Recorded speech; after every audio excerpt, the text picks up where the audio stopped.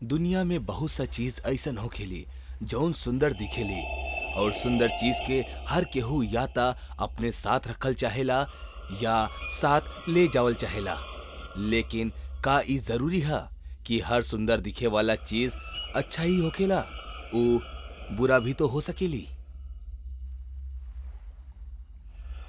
पेशा से शिल्पकार गोविंद वो चमकत पत्थर के एगो मनमोहक अप्सरा के रूप में तराशे लगेला। दीवार घड़ी के रात 12 बजे के इशारा कर देवेली, मगर समय के परवाह ना करत गोविंद अपना काम के पूरा करे में लगल रहेला। करीब 1:45 गोविंद उ पत्थर के खूबसूरत अप्सरा में तराश के आराम करे चल जाला। लेकिन कुछ काम पूरा होखत ही एगो नया कहानी के जन्म दे डालेला। यहाँ भी ऐसा नहीं कुछ भई।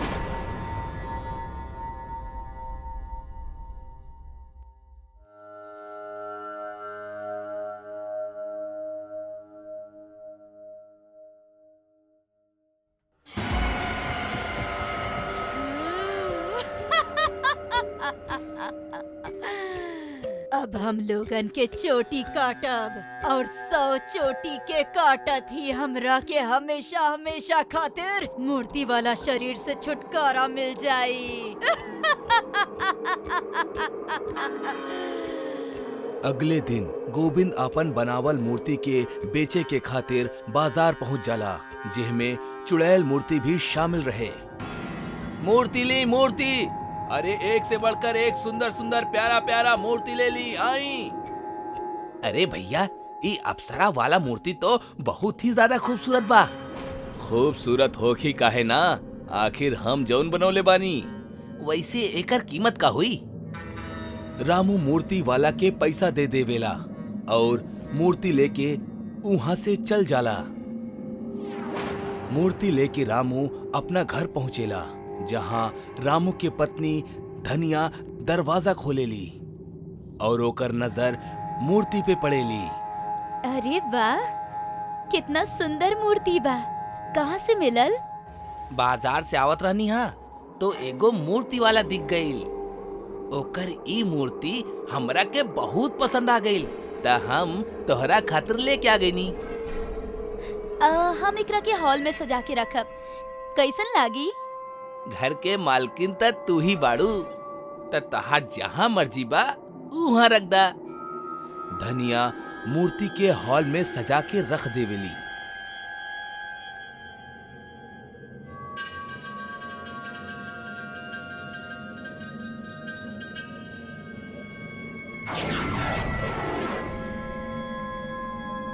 मूर्ति से भयानक चुड़ैल बनत ही चुड़ैल शिकार के तलाश में बाहर निकल के मोहल्ला में एगो ऐसन घर जा पहुंचेली जेकर खिड़की खुलल रहे।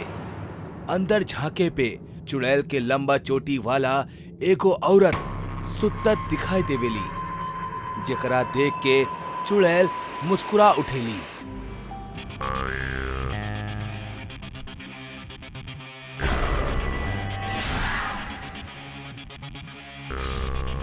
सुबह होखत ही अपन कटल चोटी देख के वो औरत पूरा मोहल्ला सर पे उठा लेवेली। हाय रे हमार चोटी, केहू हमार सुंदर चोटी काट लेलस। अब हम केहू के मुंह दिखावे के लायक नहीं की। हाय रे हमार चोटी। जानकी बहन, रोआ मत, शांत हो जा। कैसे शांत हो जाई? शहर के लड़कियन के होखत होई छोट बालन के शौक, हमरा के नहीं के। कितना मुश्किल से बाल बढ़ैले रहनी हम। हाय रे हमार चोटी, हमार चोटी।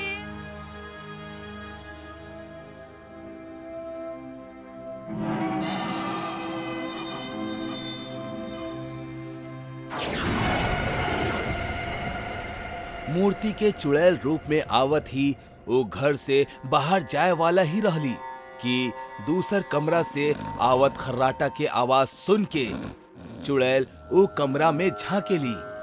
वहां ओकरा गहरा नींद में सुतल रामू खर्राटा मारत दिखाई देवेला और ओकर बगल में सुतल धनिया। एकर चोटी तो बहुत लंबा और सुंदर बा। हम एकरा के अभी छोट कर देतानी।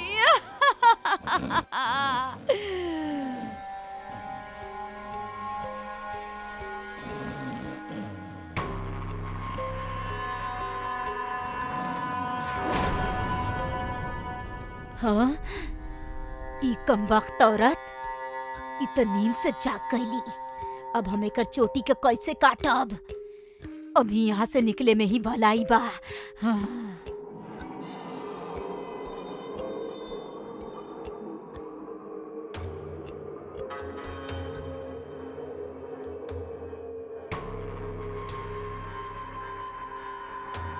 चुड़ैल मोहल्ला में शिकार के तलाश में पहुंच जाली। जल्द ही ओकरा अपन शिकार मिल जाला। ई औरत के चोटी भी कितना लंबा और प्यारा बा। एकरा के काटल तो बनेला। चुड़ैल घर के अंदर चल जाली और दांत से पार्वती के चोटी के काट देवेली। धनिया बहन, जानकी बहन, हमार भी चोटी केहू काट देलस। पता ना हमार चोटी के केकर बुरा नजर लगल रहे जे कट गइल। ससुराल वाला लोग हमरा बिना चोटी के देखिए तो का सोची है। हे भगवान, हम केहू के मुंह दिखावे के लायक नहीं की। कैसे मुंह दिखाएब हम सबके?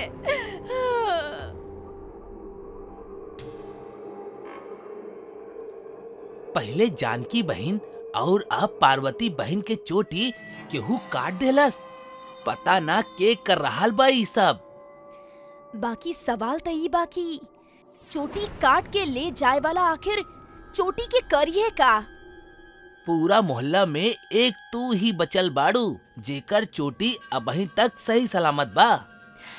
आप टेंशन मत ले, हमार चोटी के केहू हाथ ना लगा सकेला। रात में जहवा एक और धनिया गहरा नींद में सुतत रहली, वही जे रामू के आंख में नींद के जगह गहरा सोच आपन जगह बना के रख ले रहल। मोहल्ला के सारा औरतन के चोटी कट गई, लेकिन धनिया के चोटी अबहीं तक ना कटल। कहीं धनिया ही तक चोटी के चोर नहीं खे?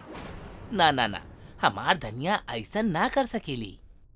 शक के बादल रामू के मन में उमड़ घुमड़ करत ही रहले कि तब्बे धनिया के शरीर में हरकत होखे पे रामू अपन आंख बंद करके सुत्ते के नाटक करेला।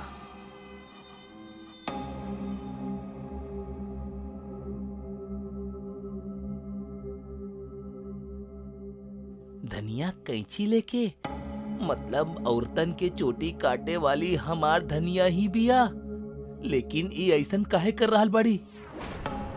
हे भगवान, ई हम का देख रहल बानी? हमार धनिया इंसान ना चुड़ैल बिया। रामू के घरे से चुड़ैल के निकलत जानकी भी देख लेवेली। अपन चोटी के कट जैला के बाद से जानकी में रोष रहल, लेकिन जब गांव में और भी औरत के चोटी कटे लागल त उ चोटी चोर के पकड़े के ठान लेवे रहल। चुड़ैल के नजर आवत ही ओकर मेहनत सफल होकर दिखाई देवे लागेली। आज हमें गोना कम से कम 10 चोटी काट के लाएब। अच्छा, त हमनी सबके चोटी काटे वाला कौनो इंसान न बल्कि चुड़ैल बाड़ी। बाकी इ त धनिया के घर से आइल बाड़ी। ओ राम जी, एकर मतलब धनिया बहन चुड़ैल बाड़ी। तबे कहीं मोहल्ला के सारा महिला के चोटी कट गईल, बाकी धनिया के चोटी काहे ना कटल अब तक? अगला दिन रामू काम खत्म करके शाम के घर लौटत ही रहल कि तब वे रास्ता में हैरान परेशान जानकी ओकरा के मिलेली और रात वाला बात रामू के बतावेली। धनिया चुड़ैल बिया ई हमरा के भी पता चलल बा जानकी बहन, लेकिन आप चिंता मत करी, हम शमशान वाला बाबा से ई माला लेके आइल बानी। एकरा पहिनत ही धनिया एकदम ठीक हो जाई। रामू के बात सुन के जानकी के चिंता खत्म हो जाली और ऊ अपना घर चल जाली। जल्द ही सूरज देवता अस्त हो जाले और चारों ओर रात के अंधेरा घिर जाला। धनिया और रामू अपना घर में सुतत रहले, मगर आधा रात होखत ही रामू उठ खड़ा होखेला और तकिया के नीचे रखल माला निकाल के धीरे से ओकरा धनिया के गले में डाल देवेला। हे शमशान के बाबा, अब आप ही रक्षा करी।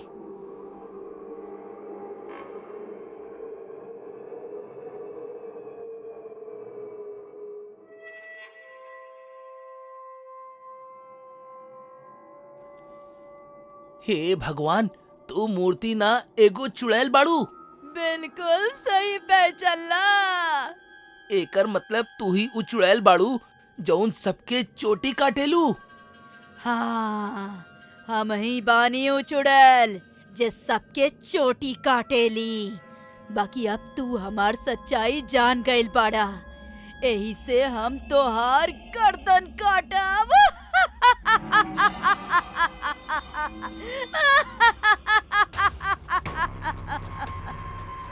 धनिया बचावा, बचावा हमरा। धनिया, ई चुड़ैल से बचावा हमरा के। बचावा धनिया, बचावा हमरा के। धनिया, धनिया बचावा हमरा के। ई चुड़ैल मार डाली हमरा के। बचावा।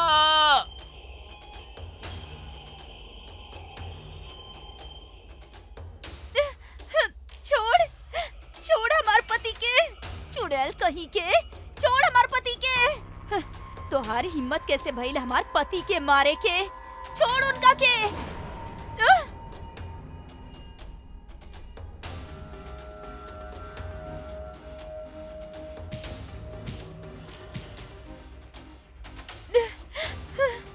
ये चुड़ैल हैजा कैसे आइल?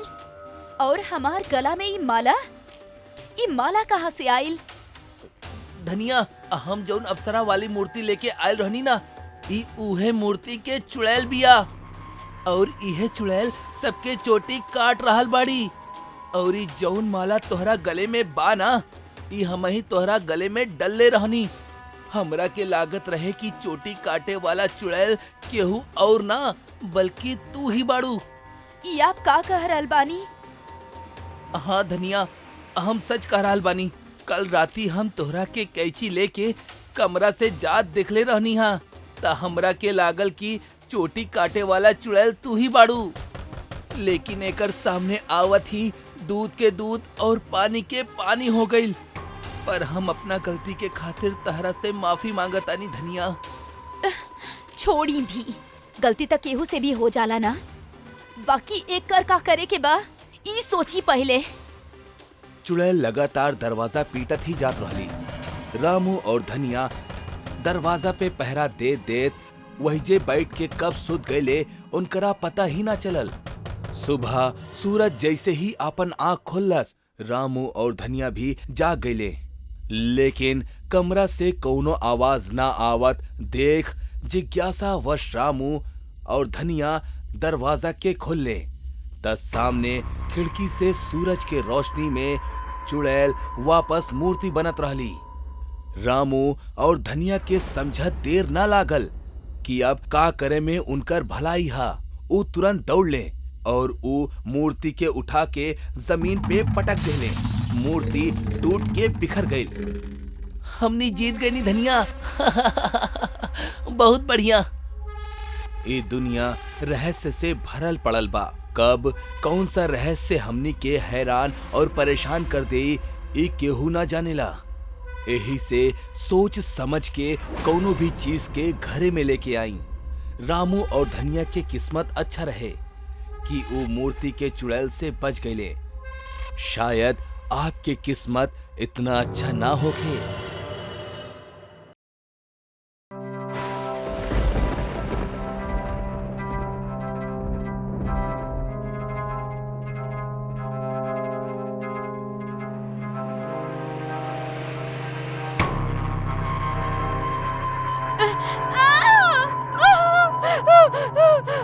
खबरदार, खबरदार जो ना हमरा तरफ बढ़ला था। हम तरह के चाकू मार दे। हम हटा यहाँ से, हम चाकू मार दे। हम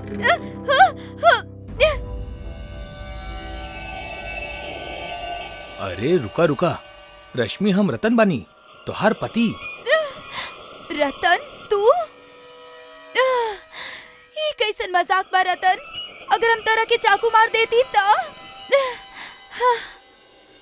का अगर बीवी तारा जैसन खूबसूरत होके त हम का कौनो भी पति खुशी खुशी मर जाई। रतन खबरदार, जौन तू फिर कबो हमरा सामने मरे के बात कैला था। ओके बाबा, ना करब, तहार कसम। अच्छा सुना, हनीमून के खातिर हमरा के छुट्टी मिल गई बा। हमनी के अबही निकले के पड़ी। सचो? मुच्ची। रतन हम 2 मिनट में तैयार होके आई नी।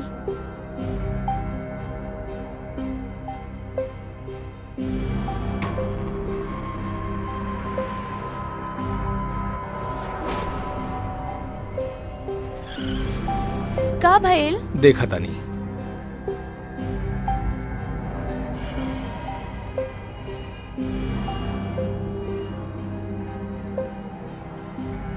This is to inform you, my dear पतिदेव, हमनी पानी लावल भूल गइल बानी। नॉट टू वरी, यही जे जंगल में कुछ दूर अंदर एगो छोट सा नदी बा। हम वहाँ से पानी लेके आओ तानी। आगे चल के कुलन डलवा लिहल जाई। तो यहीं रुका।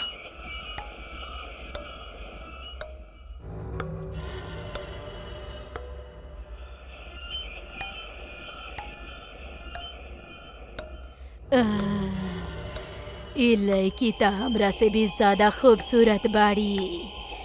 एकर हाथ के चूड़ा बता रहल बा कि एकर नया नया शादी भइल बा। अगर ये इतना खूबसूरत बाड़ी त एकर पति कितना हैंडसम होई। कहे ना एकर शरीर पे कब्जा करके एकर पति के हमेशा हमेशा खातिर आपन बना लिहल जाए। हाँ।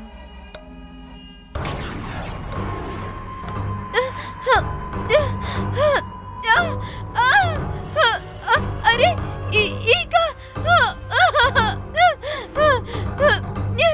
ई का हो रहल बा?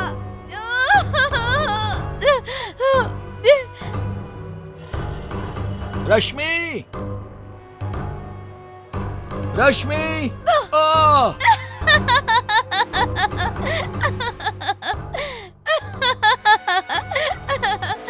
काहे रतन साहब, मजाक का खाली आपके ही करे आवेला।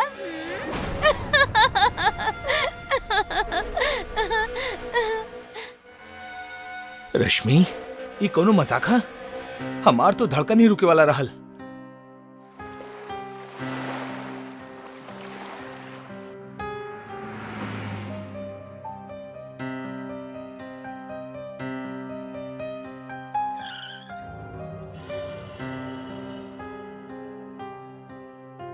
सर, आपके रूम 202 के चाबी।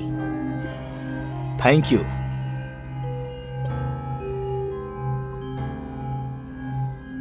रश्मि, तू भी नहाला। सफर के सारा थकान मिट जाई। तोहरा वापस आवे तक अगर हम सुध गए नी तब पहले से ही सॉरी।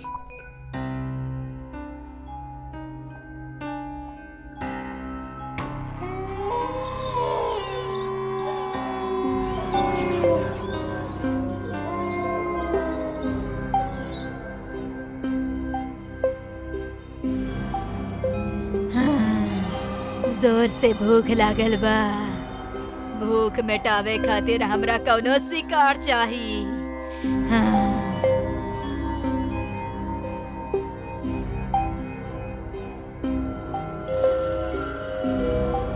के हा? बचावा, बचावा हमरा के। चुड़ैल से बचावा, क्यों हमरा के बचावा। हाँ। चिल्लावा और चिल्लावा। एक तो दरवाजा बंद, ऊपर से सब घोड़ा गधा बेच के सुतल बाड़े। केहू नहीं के आवे वाला तारा बचावे खातिर, और हम लगल बानी तारा बचावे में।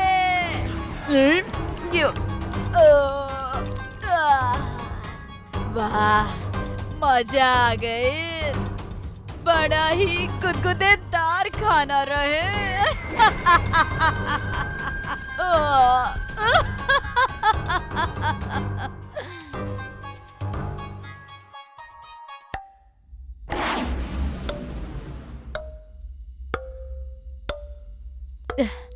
अरे का भइल पतिदेव, उठ काहे गई नी?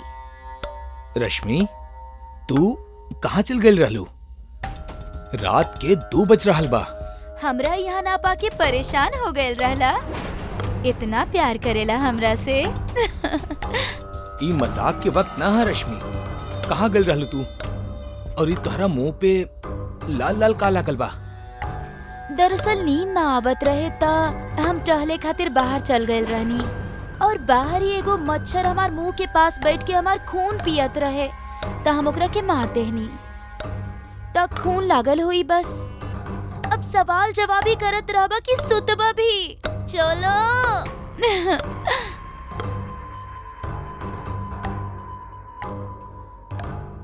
सूरज सर पे आवे वाला बा, लेकिन भोला के अभी तक कुछो पता नहीं खे। कहाँ बा भोला? सर, किचन में रात के समय बहुत चूहा आवेला, तो वो उनकरा मारे के खातिर किचन में ही सुत गए रहे। किचन में सुतल रहे तो का किचन खा गए ओकरा के, या सारा चूहा मिलकर ओकरा के अपना बिल में ले गए? बोला।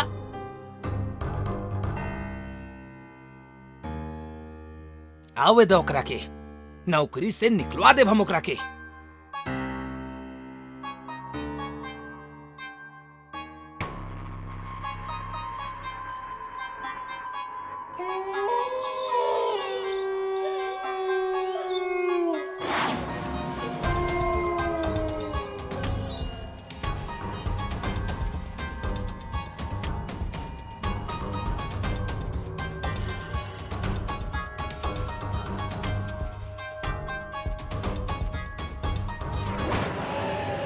कहाँ चल गईला यार तू भोला?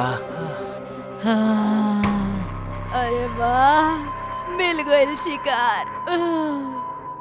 अरे जाए के ही रहा तक कम से कम अपना ही जिगरी दोस्त पवन के साथ तो ले जाता। तहार इच्छा पूरा करे आ गइल बानी पवन।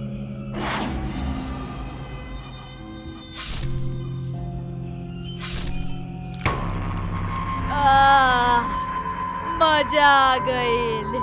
ये होटल के नौकर चाकर माल अच्छा ठूसे ले।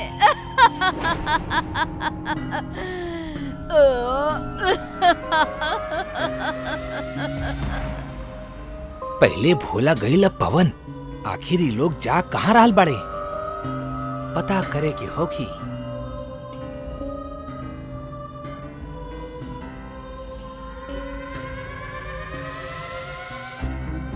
आज हमनी शादी के पूरा 1 महीना हो गइल बा रश्मि।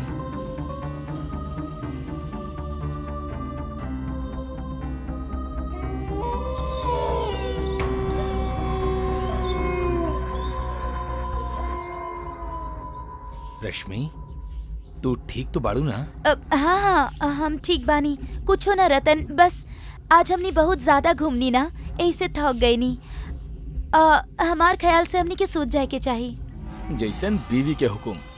आज कुछ हो जाओ, हम सच्चाई के पता लगा के ही रहा कि हमार होटल के लोग कहाँ गायब हो रहल बाड़े। अरे सर, आपके जौन पता लगावे के बा लगा ली, मगर हमरा के जा दी। हमरा बहुत जोर के नींद लागल बा। चुपचाप बैठा हमरा साथे, ना तो कल हमनी दोनों में से एक गायब हो जाई। सर, ई का हमार होटल में चुड़ैल? एकर मतलब पवन और भोला के इहे गायब कले बाड़ी। कहीं ई वो दोनों के मार तो ना देलस? ओ हमार माई! अरे वाह, आज एक ना दो शिकार हमार भोजन बनी है। आज तक 56 भोग के थाली सज गई हमार सामने। भागा भागा, होटल में चुड़ैल बिया, भागा! अरे भागत कहाँ बड़ा? पहले भूख तो मिटावे दो हमार ऑर्डर तो लिखला। ई शोर कैसे?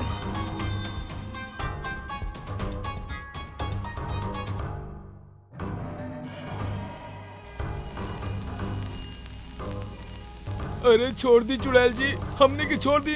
क्यों बचावा हमने के? चुड़ैल से बचावा! ए चुड़ैल, छोड़ दन करा के। वरना हम तोहरा के मार दे हम।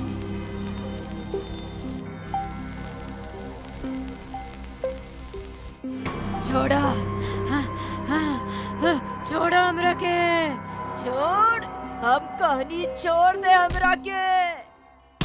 तू हमरा के मरबे, अब सबसे पहले हम तोहके खाएब। जय बजरंगबली।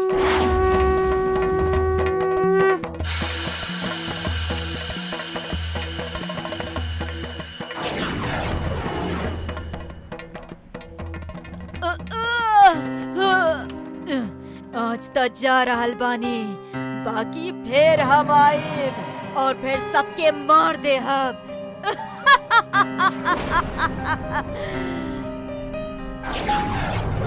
ओह गॉड, ये चुड़ैल तो रश्मि पे कब्जा करके रख ली बाड़ी।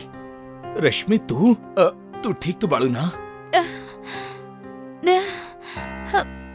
चुड़ैल से हमरा बचावे खातिर आपके बहुत बहुत थैंक यू हमार पति देव। Thank you.